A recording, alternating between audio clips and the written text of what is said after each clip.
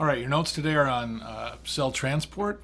The target is listed here, and it's basically active and passive transport and what the cell membrane has to do with allowing those two things to happen. So a couple of things first before we get into the active and passive transport, and that's the cell membrane. We studied this in a previous unit, so we kind of already know a little bit about the structure. Just to review it, it's semi-permeable, which means that some things can go through it and some things can't. It's made up of two layers of lipids.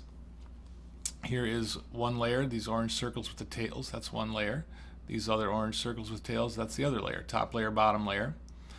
Two layers of lipids with proteins embedded in them.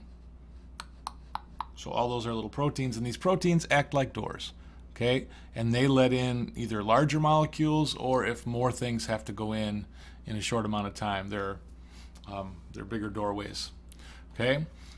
Here's another just same picture, just kind of cool looking. Two layers again of lipids and all these protein channels that allow things to pass through that way. So two ways that things can get through. Some things can go right through this lipid layer. Small molecules or whatever can go right through there, or other molecules will need to go through special proteins. Okay,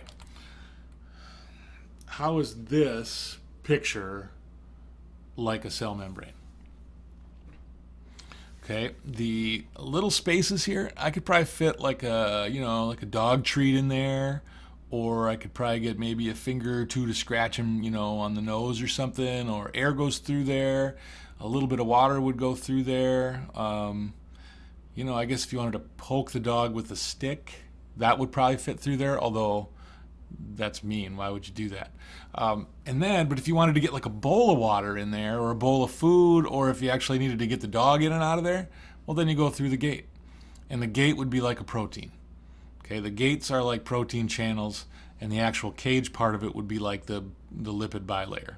So that's the comparison of that to the cell membrane. And again, the cell membrane is there to regulate what goes in and out of your cells. Okay?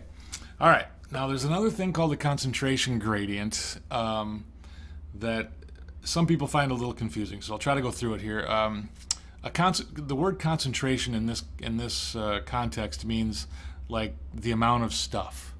Okay? Like a high concentration of stuff means there's a lot of it in a given space, and a low concentration of stuff means that there's not a lot of it. And a gradient, the term gradient in this instance means like a change from one side of something to the other. Okay? So, for example, this picture then. Is there a concentration gradient of stars here? Yes.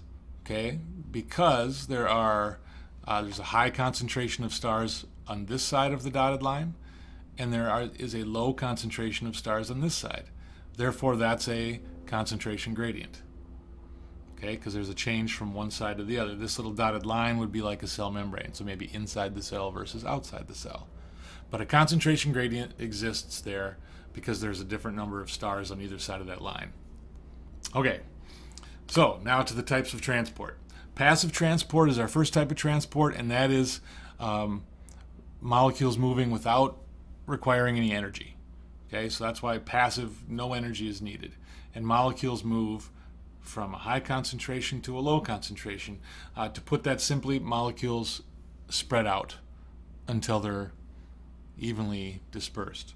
Okay, so this picture is over time. Okay, so there's like three pictures. Here's one, and then a little bit later, here's another one, and then a little bit later, here's another one. So in this first picture, there's a concentration gradient, meaning there's a lot of stuff there and no stuff here. And in passive transport, molecules move from a high concentration to an area of low concentration. So molecules are going to come across the cell membrane. So over time, as you can see them, some of them are in the membrane here, and they're moving this direction. But there's still a concentration gradient, so they got to keep moving until there's even numbers on both sides. And then it reaches equilibrium, and then that process is done. That's passive transport. That required no energy. Okay? Active transport is just, examples of passive transport are osmosis, diffusion, and facilitated diffusion. And we'll talk specifically about those in our class discussions. Okay, the other type of transport is active transport, and that does require energy, and it's the opposite, where molecules move from a low concentration to a high concentration that is against the concentration gradient. So in this image, it would be, instead of molecules coming this way, it would be the other way around. This one molecule here would actually go that way, from an area of low concentration against the concentration gradient to where there's a high concentration. So active and passive are opposite that way in the way that molecules move. Okay? Examples of active transport, again, that we'll go through in classroom discussion: endocytosis, exocytosis, and the sodium-potassium pump. And we'll go through some of those together.